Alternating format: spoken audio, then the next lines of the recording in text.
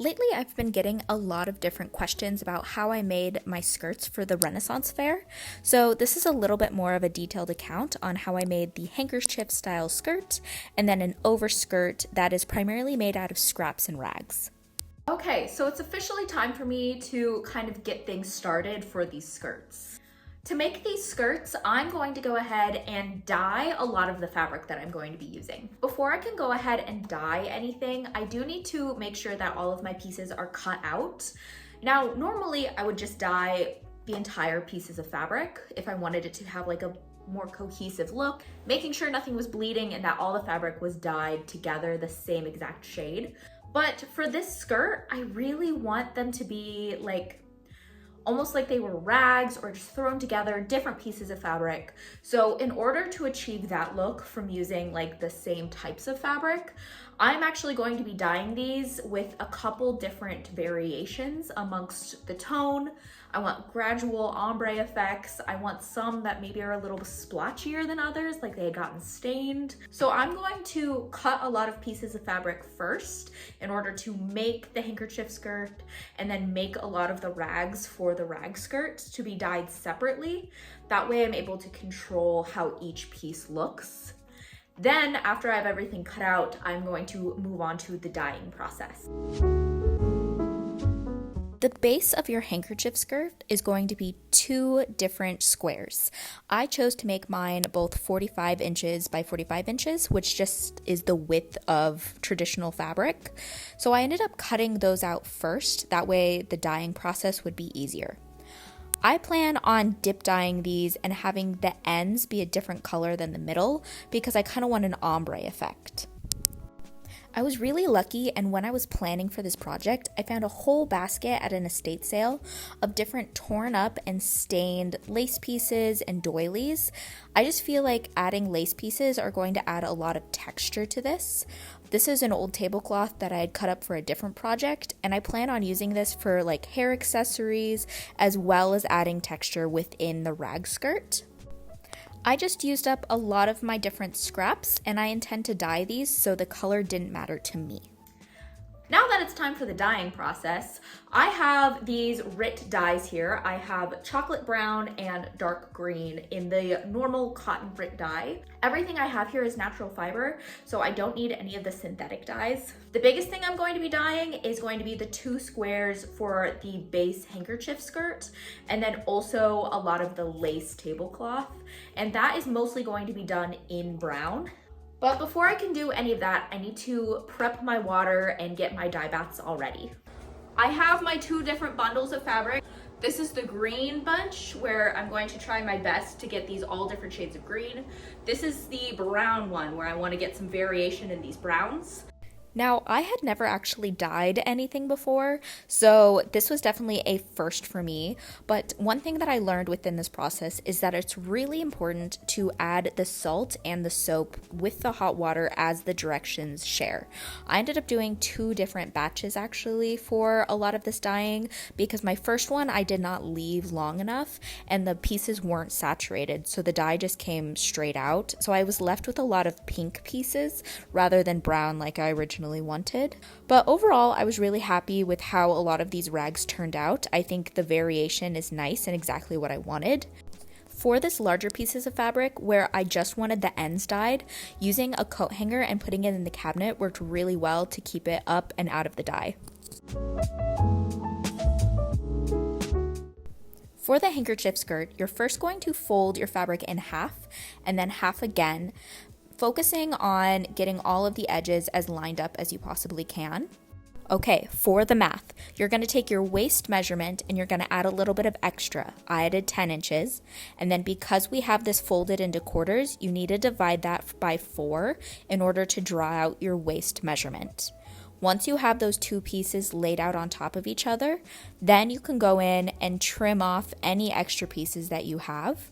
But this is an elastic waistband skirt, so it definitely does not have to be precise at all.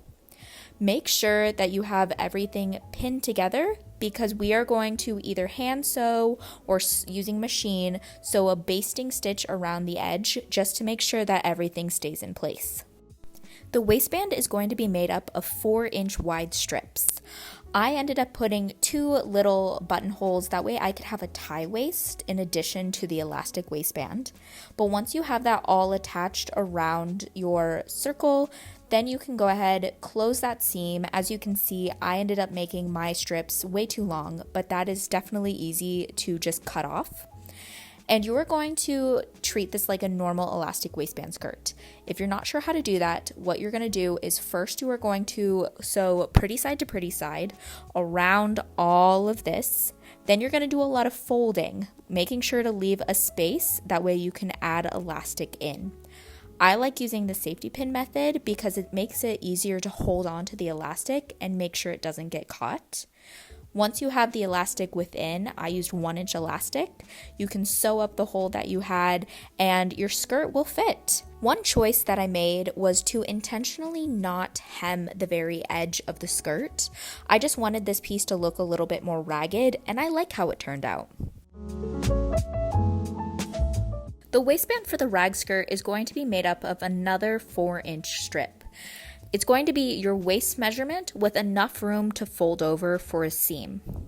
Now that you have all of your rags also dyed, whether you chose to use scraps or to cut out new materials, you can now go ahead and start laying those out and getting them out in the order that you like the most. I wanted to have a very big variation, so I tried to disperse a lot of the colors that I had throughout. Too much green clumped in one area and there wasn't too much brown clumped in another. This waistband is going to have a lot of weight attached to it. So I ended up using a lightweight interfacing just to keep it all stabilized. Then, using my iron, I went in and folded in the edges, creating about a 1.5 inch wide strip. I was then able to go in and pin everything in place. When you are pinning and sewing your rags to the waistband, make sure that you are sewing the rags to the pretty side of the fabric. You are not sewing them to the side that has the interfacing. All of these raw edges are going to be encased in the waistband and will not show. See, you are going to fold it all over and you are going to pin everything in place. You will later go in and top stitch this. But I wanted to make this to have a tie waist.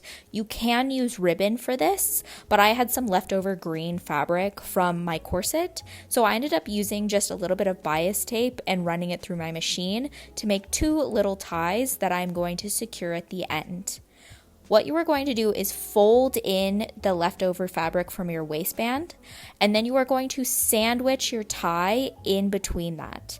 I ended up making my ties pretty long. Each one is about 2 feet long on each end, just because I wanted the opportunity to wrap it around my waist multiple times as I needed to, but I really made sure to secure them down with a back stitch. Then you're free to go ahead and top stitch the raw edge in place.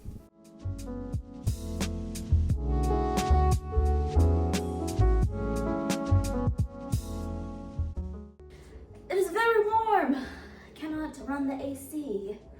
I'm sweating. Overall though, I am in love with this skirt combo. I think that the brown underskirt adds just like a really nice base and makes it so that I have just a little bit more there. I'm happy I went with the length that I did because I think having it short is very cute. And I love the added detail and all of the textures of the rag skirt on top. While dyeing everything was like an additional annoying step, I would say, I'm really happy with all of the different like dye textures. I very purposefully did not want things to all be solidly one color. And if you look really closely at some of these pieces, you can really see that there's quite a bit of like blotching. None of them are like firmly, solidly one color as much as I tried my best. There's lots and lots of texture, which I love. I love the little lace doily bits that come out.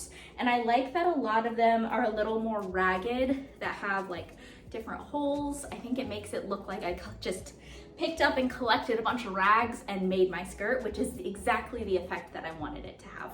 Overall though, I really wanted to make pieces that I could use with other costumes. I feel like my Renaissance Fair outfits from the past have been very colorful and have been very like one theme. I had a celestial theme with a blue skirt one year, and then last year I made a corset with a straw witch hat, and then I wore my patchwork skirt with a pink corset.